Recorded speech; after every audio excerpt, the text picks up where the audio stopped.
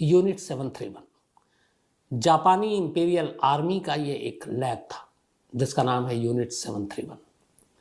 बात 1930 की है। जापानी इंपीरियल आर्मी में एक चीफ मेडिकल अफसर हुआ करते थे जिनका नाम था general Shiro Ishii. General Shiro Ishii chief medical अफसर के होने के नाते हैसियत से उनका काम था कि बहुत सारी चीज़ों पर रिसर्च करो, दुश्मनों को मात देने के लिए हम क्या क्या मेडिकली क्या क्या कर सकते हैं रिसर्च करके। तो ख़ासतौर पर केमिकल एंड बायोलॉजिकल वेपन, रासायनिक और जैविक हथियार कैसे दुश्मनों के ऊपर भारी पड़ सकता है। कहते हैं शीरो इशी जो जनरल चीफ मेडिकल अफसर जापानी इंपीरियल आर्मी का, ये अपने आप में बेहद खूंखार एक डॉक्टर था, लेकिन शायद डॉक्टर वाली और कोई बात नहीं थी, उस पेशे को हटा दे तो इंसान वाली। तो जापान इंपीरियल आर्मी में इस जनरल शीरो इशी के एक दोस्त थे और वो इंपीरियल आर्मी में बहुत बड़े पोस्ट पे थे। ये जनरल थे, उनसे भी बड़े थे और उनका नाम था कर्नल शिकाहिको कोइजुमी। अब कोइजुमी जो थे वो शीरो इशी के दोस्त थे और कोइजुमी की सरकार में बड़ी अच्छी पहुंच थी, चलती थी। अब जापान सरकार की तरफ से कहा गया फर्स्ट वर्ल्ड वॉर के बाद कि हमें अपनी सेना को मजबूत करना, उसके लिए कुछ रिसर्च करनी है, ख़तरनाक से ख़तरनाक हथियार बनाओ ताकि दुश्मनों को हम ज़्यादा बर्बाद कर सकें। तब जनरल शीरो इशी ने कहा कि ठीक है, मैं इसकी जिम्मेदारी लेता हूँ। 1930 से लेकर 1932 2 साल तक जनरल शीरो इशी ने रिसर्च करना शुरू किया कि कैसे हम केमिकल और बायोलॉजिकल वेपन के ऊपर रिसर्च करें और ख़तरनाक से ख़तरनाक हथियार बनाएं। स्टडी करने के बाद आखिरकार अपनी रिपोर्ट दी अपने सीनियर अफसरों को। अब उस वक्त ये काम आए कोइजुमी जो जापानी आर्मी में, उन्होंने इनके इस प्रोजेक्ट को आगे बढ़ाया। प्रोजेक्ट अप्रूव हो गया। कहा गया जनरल शीरो इशी से कि आप अपना काम शुरू कीजिए, आपको लैब बनानी है, आप लैब बनाइए। अब इत्तेफाक से उसी वक्त 1931 की बात है, लगभग माहौल ख़राब होने शुरू हो गए थे। सेकेंड वर्ल्ड वॉर तो हुआ नहीं था शुरू, लेकिन सारी चीज़ें ऐसी हो रही थी कि कभी भी हो सकती हैं। जापान ने 1931 में चीन पर हमला कर दिया और चीन में एक जगह है मंचूरिया, उस मंचूरिया पर हमला करने के बाद एक तरह से इस युद्ध की शुरुआत की थी। फिर इसके बाद पूरी तरह से 1937 में जापान ने चीन पर हमला किया था और उसके बाद 1939 में वर्ल्ड वॉर ही शुरू हो गया था। जापान की जो इंपीरियल आर्मी थी ये चीन में दाखिल हुई, मंचूरिया पे कब्जा कर लिया और जापान के इस कब्जा करने के बाद चीनी आर्मी पीछे हटना शुरू हो गई। मंचूरिया पे कुछ दिनों के बाद जापान का पूरी तरह कब्जा था। कब्जा करने के बाद अब जापान ने वहाँ पे देखना शुरू किया। उन्हें किसी वक्त ये था कि लैब बनानी है। डॉक्टर शीरो इशी के प्रोजेक्ट पास हो चुका था, बट वो लैब जापान के अंदर नहीं बनाना चाहते थे। उन्हें लगा कि इस तरह के लैब, ऐसे रिसर्च दुनिया शायद जापान के ख़िलाफ़ हो जाए। तो गुपचुप तरीके से कहीं दूसरे ऐसी जगह पे, ऐसे देश में जहाँ उन्होंने हमला किया, जिसे उससे अपना गुलाम बनाया, उस देश की सरजमीन पर ये ख़तरनाक लैब खोलने का इरादा था। और आखिरकार मंचूरिया पे कब्ज़े के बाद जापान को यह मौका मिल गया। 1932 में मंचूरिया पे कब्ज़े के बाद जापान सरकार ने इजाज़त दे दी शीरो इशी को कि जाओ और तुम अपना लैब शुरू करो। शीरो इशी ने लैब शुरू किया। कोइजुमी ने उनकी मदद की, जो जापान इंपीरियल आर्मी में अफसर थे। ये वही कोइजुमी हैं जो बाद में 1941 से 45 तक जापान की गवर्नमेंट में हेल्थ मिनिस्टर भी रहे। तो आप कद का अंदाज़ा लगा सकते हैं उसी वक्त। तो खैर, इन्होंने अब वहाँ पर रिसर्च करना शुरू किया। अब रिसर्च करने के लिए इन्हें जानवरों की ज़रूरत नहीं थी। आमतौर पे कोई भी जब रिसर्च होता है मेडिकली, तो इंसान चूहों पे, बंदरों पे, बाकी जानवरों पे रिसर्च करता है। जैसे इवन कोरोना के बारे में भी आपने सुना होगा। लेकिन शीरो इशी इंसान के नाम पर एक तरह से जल्लाद था। उसकी निगरानी में ये लैब शुरू हुआ और जिस जगह पे इसने लैब शुरू किया मंचूरिया में, वो एक ऑलरेडी वहाँ पे एक लैब बनी हुई थी जिसका नाम था epidemic prevention and water purification department. ये उस वक्त वहाँ पे ये लैब था।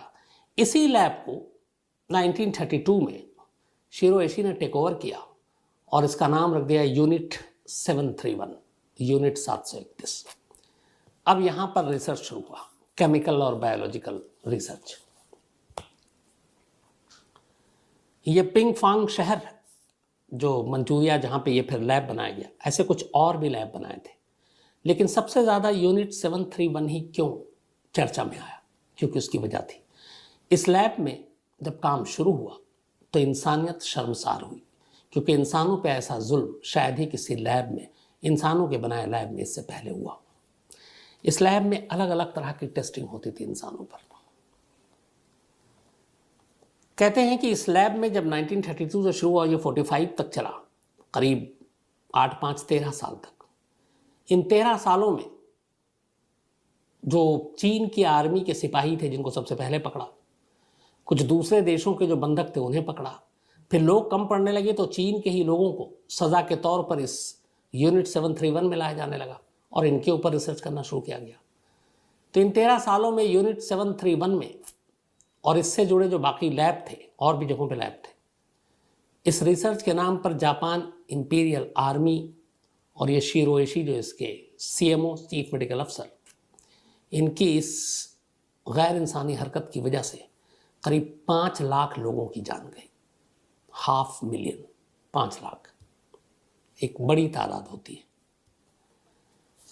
अब यहाँ पे किस किस तरह के रिसर्च होते थे, खाली आप उसकी कुछ झलकियाँ आप देखें तो आप अंदाज़ा लगाएंगे कि क्या होता था। शुरुआत में चीन के ही फौजी और चीन के सिपाहियों जिनके ऊपर इन्होंने जीत हासिल की उनको पकड़ कर लाया जाता था, पर बाद में आम लोगों के ऊपर भी रिसर्च करना शुरू कर दिया गया था। ये अलग अलग मरीज़ों के चीर फाड़ करते और जो अलग अलग वायरस होते हैं, जैसे एक एग्जाम्पल के तौर पे कोरोना, प्लेग, ये उनके अंदर इंसर्ट करते और फिर देखते कि इसका रिएक्शन क्या होता है। फिर उन्हें दूसरे के संपर्क में लाते, फिर देखते उसका रिएक्शन क्या है। एक अच्छे खासे इंसान को एक इनका था रिसर्च जिसको नाम दिया गया था frostbite testing. Frostbite testing, इस रिसर्च के दौरान ये जितने भी इस तरह के कैदी होते, इंसान होते, उनके हाथ को बर्फ से भरे हुए ठंडे पानी में डाल देते और ये हाथ तब तक पानी में रहता और उस बर्फ के साथ जब तक कि हाथ जम ना जाए बर्फ के साथ। जब ये जम जाता तब फिर उसे बाहर निकालते और फिर पानी डालकर उस बर्फ को साफ करते और कभी कभी बर्फ को हटाने के लिए और जमे हुए हाथ को दोबारा नॉर्मल करने के लिए उसके ऊपर खौलता हुआ पानी डालते। ये देखने के लिए ये इनके रिसर्च का तरीका था कि एक तो बिल्कुल ठंडा जहाँ पे आप फ्रोज़न हो जाए और फिर बिल्कुल खौलता हुआ पानी जहाँ पे बिल्कुल आप गर्म हो जाए, तो उसमें इंसानी शरीर पे क्या असर होता है, तापमान का क्या असर होता है। तो इस तापमान के असर को जांचने के लिए इंसानों के हाथ, इंसानों के पैरों का इस्तेमाल किया और इसमें कई इस रिसर्च के दौरान ऐसे हुए जिसमें इनको हाथ और पैर लास्ट में काटने पड़े और उन्होंने काटे। तकलीफ इंसानों की देखने के लिए रिसर्च के जरिए और तापमान देखने के लिए। एक उसी वक्त इजिप्ट में एक महामारी फैली थी जिसका नाम था सिफिलिस। उस सिफिलिस की वजह से बहुत सारे लोगों की मौत हुई थी। उससे पहले प्लेग भी फैल चुका था। तो जब इस यूनिट में पता चला तो उन्होंने कहा कि इस सिफिलिस का भी रिसर्च यहाँ करते हैं। उसके बाद उस इजिप्ट में जो लोग इससे संक्रमित थे उनमें से कुछ लोगों को लेकर आए और फिर यहाँ पर लाने के बाद जापानी इंपीरियल आर्मी के लोगों ने इसके जो कीटाणु थे, इसके जो वायरस थे, वो उन कैदियों के अंदर डालना शुरू किया और उस कैदियों को डालने के बाद देखते थे कि ये बीमारी कैसे फैलता है, कितना फैलता है। और इसे इतना ही नहीं, उन्होंने फिर इसके बाद जिन लोगों में बीमारी डाली उसमें फिर वहाँ की जो महिलाएं थी कैदी बंदी, उन आम बेकसूर महिलाओं को उठाया, उनके साथ जबरन रेप किया गया, उनके साथ सेक्स किया गया और फिर करवाया गया उन लोगों से जो कि जिनके अंदर इस तरह के वायरस डाले गए थे, ताकि ये देखें कि इसका इनके ऊपर क्या असर होता है। इतना ही नहीं, इसके बाद नेक्स्ट स्टेप ये था कि इन महिलाओं में से बहुत सारी जब प्रेग्नेंट हो गई तो फिर उन प्रेग्नेंट महिलाओं के बच्चों पर उस वायरस का क्या असर होता है। कुछ प्रेग्नेंट महिलाओं को तो ये जानबूझकर अलग से लाते थे और उनके ऊपर अलग अलग बीमारियों के शोध करते थे कि ये देखूं उसके अंदर डालकर कि सिर्फ इस महिला पे असर होगा या इसके बच्चों पे असर होगा। तो ये भी रिसर्च करते थे।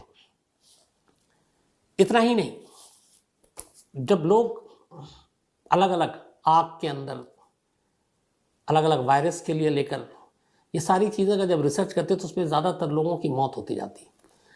अब कई लोगों के ऐसे होते जिनमें मौत नहीं होती। कई रिसर्च ऐसे थे कि अगर उन्होंने सपोज हाथ में डाला तो ये देखना था कि अगर इस वायरस के फैलने से पहले कितना टाइम है कि अगर उस हाथ को शरीर से अलग कर दे तो ये बाकी बॉडी में इसका असर होता है कि नहीं। तो इधर इंसर्ट किया, वायरस दिया, और उधर हाथ या पैर जो भी जिस जगह पे शरीर के अंग में दिया उसको काट कर अलग कर दिया, ये देखने के लिए कि उसका बाकी शरीर में पहुंचा कि नहीं। अब जब ये हाथ पैर काटने लगे तो फिर ये लगा कि इनके लिए तो ये बेकार है। तो इसके बाद उसे दूसरे टेस्ट से गुजरना होता। उसके बाद वो अलग अलग गोलियां, बुलेट, बंदूक, अब वहाँ ले जाकर वो आधे अधूरे कटे फटे इंसान को खड़ा करते और अब वहाँ पर हथियारों का प्रशिक्षण करते, वेपन्स के ऊपर रिसर्च करते, गोली मार कर देखते, गोला बारूद फेंक कर देखते कि कितना उसका इम्पैक्ट है, कितना असर है। तो इस तरीके से उन्हें मारा जाता। कहते हैं कि इस यूनिट में जितना आप सोच सकते हैं या शायद मैं जितना बता सकता हूँ उससे कहीं ज़्यादा बेरहमी के साथ, उससे कहीं ज़्यादा अमानवीयता के साथ इंसानों के ऊपर ही रिसर्च किया गया। और तमाम रिसर्च मासूम लोगों पर शुरुआत ज़रूर हुई चीनी आर्मी के साथ या उनके सिपाहियों के साथ, पर बाद में बेगुनाह लोगों के साथ जो उनके गुलाम थे उनके ज़रिए इनके ऊपर ये सारे रिसर्च करते गए। कई बार इन्होंने जो बंधक बना कर रखते थे पुरुष और महिलाओं, उनसे ज़बरदस्ती शारीरिक संबंध बनवाते थे ताकि ये देख सके कि अगर एक का शरीर थोड़ा सा ठीक है, उसमें कम वो डाला है और दूसरे में नहीं है, तो दोनों को जब मिलते हैं तो फिर क्या बीमारी होती है, कैसे होती है, क्या असर होता है। तो एक के ज़रिए दूसरों को भी मारने की कोशिश की जाती थी। ये सिलसिला लगातार चलता रहा।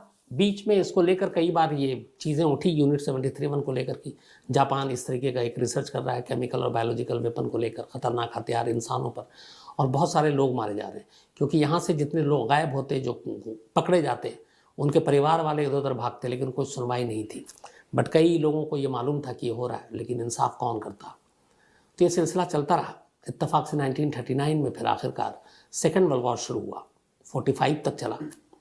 और इसी सेकेंड वर्ल्ड वॉर में जब पर्ल हार्बर का बदला लेने के लिए अमेरिका ने नागासाकी और हिरोशिमा पर एटम बम बरसाए, इसके बाद जापान कमज़ोर हो गया। जापान ने हथियार डाल दिए और जापान के हथियार डालने के साथ इधर सोवियत सेना भी पहुंच गई थी चीन की तरफ। उसके बाद जापान की जो आर्मी थी, इंपीरियल आर्मी, उसको यहाँ से हटना पड़ा इस एरिया से। और वो जब भागे तो फिर वहाँ पर उस वक्त चूँकि सेकेंड वर्ल्ड वॉर में अमेरिका भी एक साथ था, सोवियत भी साथ थे, तो फिर वहाँ पे ये लोग पहुँचे इस लैब पर जो यूनिट 731।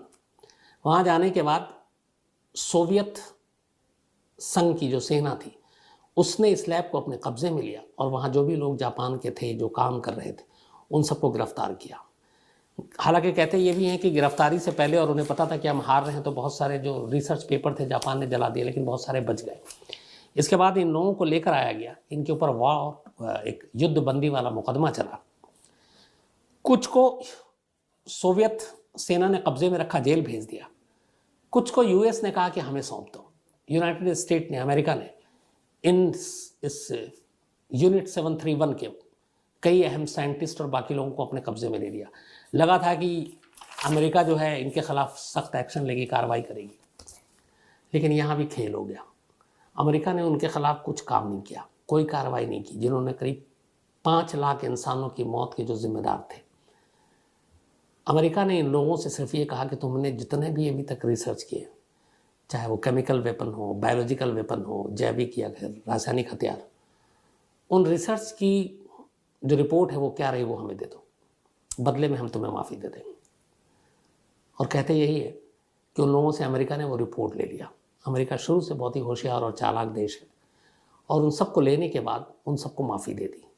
तो ये सारी रिपोर्ट, सारी चीज़ें अमेरिका ने ले ली। लेकिन 1945 में जब सोवियत ने इस जगह को आज़ाद कराया, जापान की इंपीरियल आर्मी हार गई, तो फिर इस यूनिट 73-1 को पूरी तरीके से उजाड़ दिया गया, जला दिया गया, बर्बाद कर दिया गया, और फिर दोबारा कभी ये नहीं बसा। आज भी वो जगह अपनी जगह पर है। और अब लोग यूनिट 731 की जो कहानी जानते हैं, उस इलाके में जब भी जानते हैं तो सिर्फ एक नज़र डालने के लिए उस इलाके का दौरा ज़रूर करते हैं कि ऐसी जगह थी जहाँ पे करीब 13 साल तक इंसानों के ऊपर सबसे ख़तरनाक रिसर्च किए गए थे और इतने सारे लोगों की जान गई थी। हालांकि इसके अलावा भी वहाँ पे जैसा मैंने बताया कि आपको कई और भी यूनिट थे जहाँ पर रिसर्च होता था, लेकिन सबसे बदनाम सबसे कुख्यात यही था, यूनिट 731। तो 13 साल के बाद आखिरकार इस यूनिट को बंद कर दिया गया। लेकिन एक सच्चाई ये भी है कि ये ऐसा नहीं कहानी ख़त्म हो गई। आज भी इस दुनिया में बहुत से देश, बहुत ताकतवर देश, कुछ ताकतवर नहीं है वो भी, गुपचुप तरीके से इस तरह के रिसर्च करते रहते हैं और सारे कानून तोड़ते हैं, नियम तोड़ते हैं। बहुत जगह पे इंसानों पे रिसर्च होता है। आज भी इस सवाल का जवाब नहीं मिला कि 2019 दिसंबर में जो कोरोना फैला था चीन की वुहान लैब से, यहाँ पे भी याद रखिए वो वुहान लैब है, तो उस वुहान लैब से जो फैला था, क्या चीन ने जानबूझकर उसे फैलाया था या वहाँ के स्टाफ की लापरवाही और गलती की वजह से हुई थी? और इतने खतरनाक वायरस का वो कर क्या रहा था? क्योंकि वहाँ से कई चमगादड़ मिले थे और कोरोना का जो वायरस है उसका ओरिजिन चमगादड़ से हुआ था। तो उस वुहान लैब को लेकर भी बहुत सारे शक और सवाल हैं। अमेरिका से लेके WHO बाकी देश इल्ज़ाम लगाते रहे और इल्ज़ाम लगाने की कई वजह भी है कि कोरोना पूरी दुनिया में फैला, लेकिन जिस देश से फैला उस देश में कोरोना ने सबसे कम तबाही मचाई। बाकी दुनिया ताला लग गया, लाखों लोग मारे गए, करोड़ों इससे ग्रसित हुए, संक्रमित हुए। तो क्या चीन की ये साजिश थी? और इस बात से इनकार नहीं किया जा सकता है कि ये साजिश नहीं हो सकती है। तो उसी तरीके से आज भी यूनिट 731 जैसी न मालूम कितनी लैब है जो अलग अलग देशों की खुफिया एजेंसियों की निगरानी में बड़े गुपचुप तरीके से चल रही हैं, जहाँ पे केमिकल, बायोलॉजिकल इस तरह के रिसर्च होते हैं। कुछ ओपन है कि यहाँ पे बायोलॉजिकल रिसर्च होता है क्योंकि वो लीगली है, इंसानों की भलाई के लिए कहते हैं किया जाता है, लेकिन जो इंसानों की भलाई से ज़्यादा अपने देश को ताकतवर बनाने और दुश्मनों को मिटाने के लिए जो रिसर्च होते हैं वो सब चोरी छुपे होते हैं। तो ऐसे आज भी बहुत सारे लैब हैं जहाँ पे चोरी छुपे उसी तरीके का काम हो रहा है जो शायद 1932 से 1945 तक चीन के उस यूनिट 731 में हुआ था।